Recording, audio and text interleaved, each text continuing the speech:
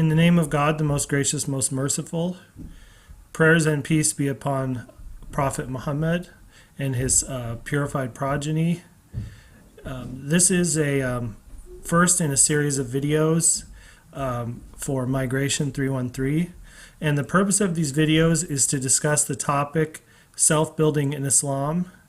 And these series of videos is based on a book by the esteemed scholar Ayatullah Ibrahim Amini. And with your permission, we'll continue. This Ayatollah Amini was born in 1925 in the city of Najafabad in the province of Isfahan. This is in Iran. And he completed his studies in Isfahan, and he joined the Islamic Seminary of Qom in 1947.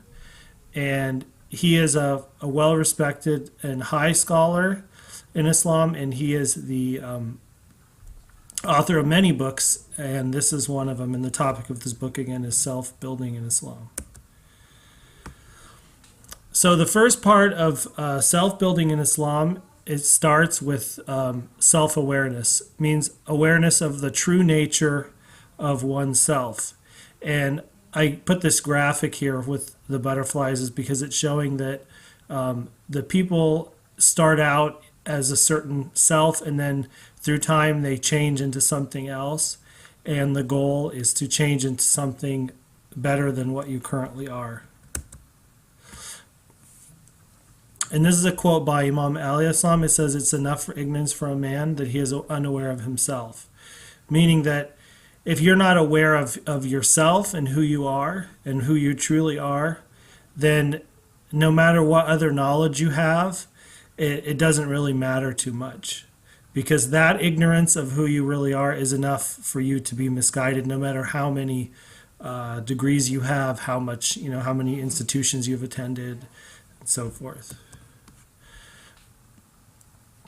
And according to Islam, within each human being, there is two souls or two selves. And in Arabic, this is called, when we say self, in Arabic, this is talking about the ruh or the nafs self. And the nafs the self has different parts. And one part is the human self, and the other part is the animal self. The human self is the possessor of virtues and qualities that are not found in animals. Among these we have wisdom, in Arabic called hukm, intellect, in Arabic called aql, and morals, in Arabic called akhlaq. And these are present in our human self. And at the exact same time, we have an animal self, which is concerned with basically survival from day to day. So the animal self is the things that we have in common with all animals. Such as is the will to move, desires, whims, our hunger, our appetites, those various things connected with our physical body. And the goal of self-awareness is to have a clear understanding of who we are and what is our purpose in this world. The Holy Quran addresses human beings as having both selves. So the Holy Quran says, Bismillahir Rahmanir Rahim, الذي أحسن كل شيء خلقه وبدأ خلق الإنسان من طين ثم جعل نسله من سلالة من ماء مهين ثم سواه ونفخ فيه من روحه وجعل لكم السمع والأبصار والأفئدة قليلا ما تشكرون. So this ayah, basically a translation, is that Allah subhanahu wa ta'ala is saying that we made everything good in its essence. And we began the creation of man from mud, from teen, which is mud mixed with water. Then we made him naslahu min salalatin min ma'in. Then we made him a seed or a dot or a seed that's origin is a despised fluid. And the despised fluid is sperm, of course.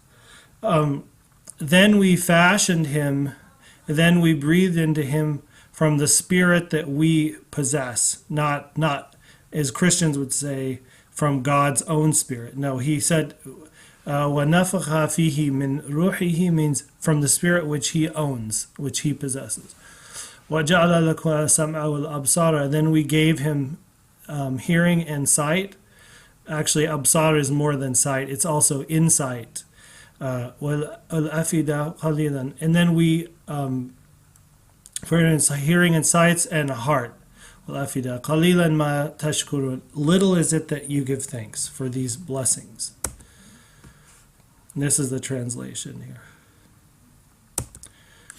here. This verse from the Quran shows that our creation was from clay, then from a despised fluid. So our origins as man, we have our origins in basically the dirt and fluid. So what this is saying basically that the first creation of man was from clay, was from dirt, and that's where our great grandfather Adam, may peace be upon him, was created from dirt, and then we ourselves were created from a despised fluid, which is sperm.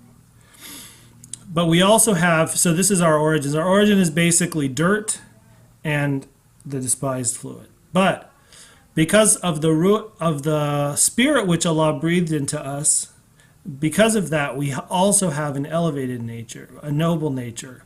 And this nature surpasses even that of the angels. So if we go towards that nature, we can surpass even the station of the angels. And then the next verse of the Quran, فَإِذَا سَوَيْتَهُ وَنَفَخَتْ مِنْ رُوحِهِ فَقَعُوا لَهُ سَاجِدِينَ. So it's saying, Allah subhanahu wa ta'ala is saying that when we have breathed into him from the spirit that we possess, he's telling the angels to fall down in prostration to Prophet Adam, who is our great-grandfather. So self-building, the process of self-building is a journey, and the goal of the journey is perfection. The goal of self-building is to understand that you are dual-natured.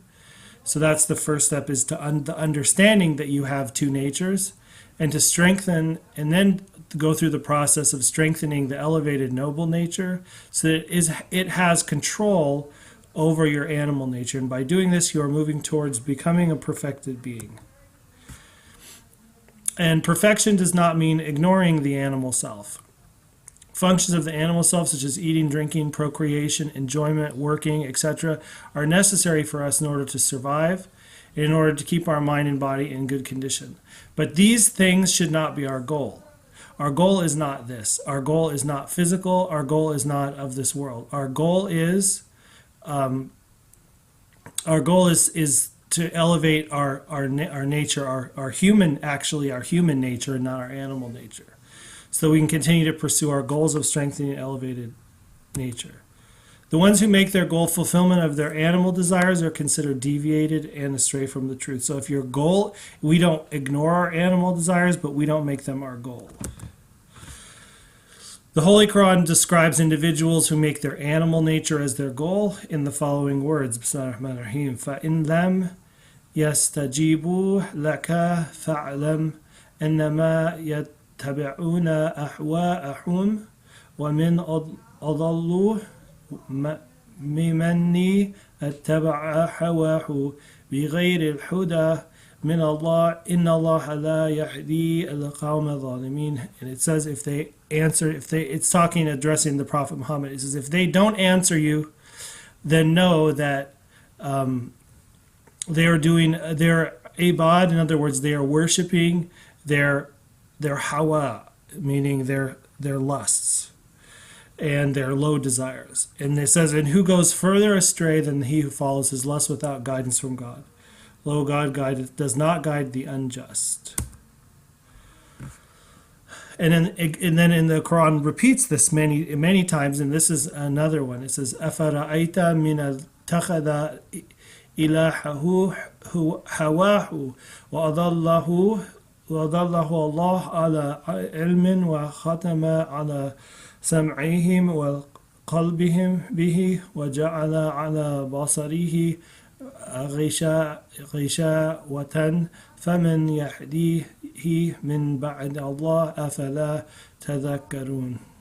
Have you seen the man who takes his own desires as his Lord, and who God has thereupon let go astray? In other words, because he took his desires as his Lord, Allah subhanahu wa ta'ala allows him to go astray. He didn't make him go astray, but he allows the process to happen because he took his desires as his Lord. And knowing and whose hearing and heart have been sealed, and upon whose sight he has placed a veil, who then could guide him after God has abandoned him? Will you not then be reminded? So, in the process of self-awareness, we have to understand that we are living in two worlds simultaneously. We have two lives, the outward life and the inward life. The outward life is the life that people see. It's you see your form and your body moving around. You eat, you drink, you work, you travel, and it's basically your material life, your physical life. And you also have an inner life, which people don't see. This consists of your fears, your hopes, your happiness or despair, your ambitions, your thoughts and feelings, basically everything that's inside of you that people don't see. That's your inner life. And you're living both these worlds simultaneously. In both lives, you're moving in the process of migration. So we're always migrating all the time, whether we like it or not. In the outer world, you're moving from one place to another towards the ultimate destination, which is the grave. For your physical body, the ultimate destination of everyone is the grave, and in the grave it decays and becomes dust. In the inner world, you either journey towards prosperity, perfection, and enlightenment, or you move towards adversity, cruel, and intense darkness. Either journeys on the righteous path of humanity and ascend towards God, or deviate from the righteous path, heading towards dark valleys where he wanders in darkness, becoming eventually lower than the animals. The most important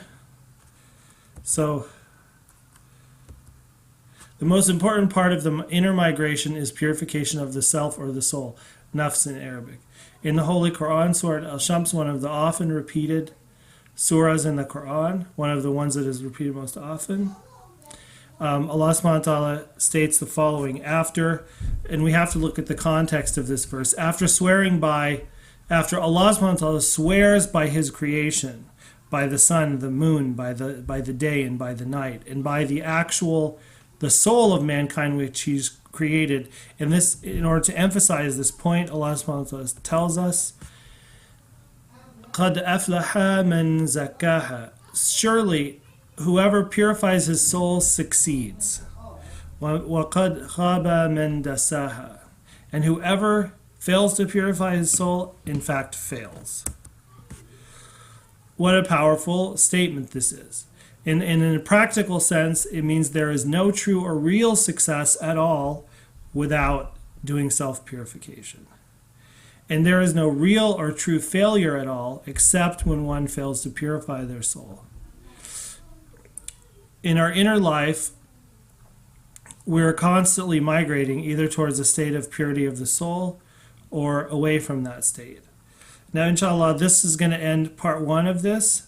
Hopefully, brothers and sisters will get some benefit from this, and this goes over the first chapter, part of the second chapter of the book, and inshallah we will continue this series soon. Bismillahirrahmanirrahim. Alhamdulillah rabbil alamin. Wal asr innal insana lafi khusr illa alladhina amanu wa amilu salihati wa tawasaw bil haqqi wa tawasaw bis sabr. Sadaqallahu al-azim.